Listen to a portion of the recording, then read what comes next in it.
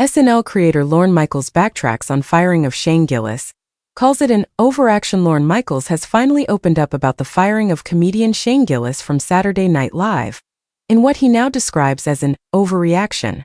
Gillis was announced as a new featured cast member alongside Bowen Yang and Chloe Fineman in 2019, only for the long-running sketch comedy series to reverse course just days later over resurfaced podcast jokes perceived to have been racist and homophobic.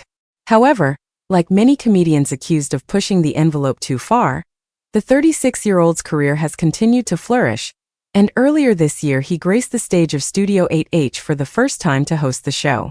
"We had a bad time when I added Shane Gillis to the cast," Michaels told The Hollywood Reporter in a wide-ranging interview last week, in response to a question about political correctness.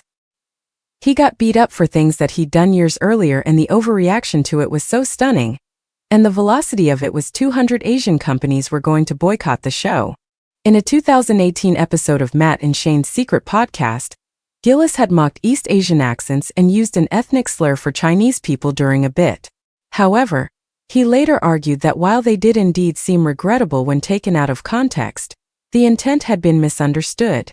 "It became a scandal and I go, no, he's just starting and he's really funny and you don't know how we're going to use him," Michaels continued. "And when he came back to the show last year to host, we saw, oh right, he's really talented and he would have been really good for us." Now, his life turned out well without SNL, but my point with it is everything became way too serious. It was like a mania. And the velocity of cancellation, and lots of people deserve to not be liked, it just became not quite the reign of terror, but it was like you're judging everybody on every position they have on every issue as opposed to, are they any good at the thing they do? The 79-year-old added, "I do think that period is winding down and I believe the people who do awful things will still be punished."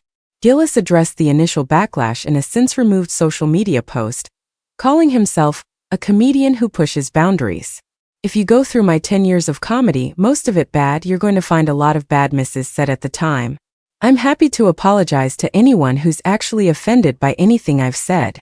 My intention is never to hurt anyone, but I am trying to be the best comedian I can be, and sometimes that requires risks." Last year, Gillis released his first Netflix comedy special, Shane Gillis, Beautiful Dogs.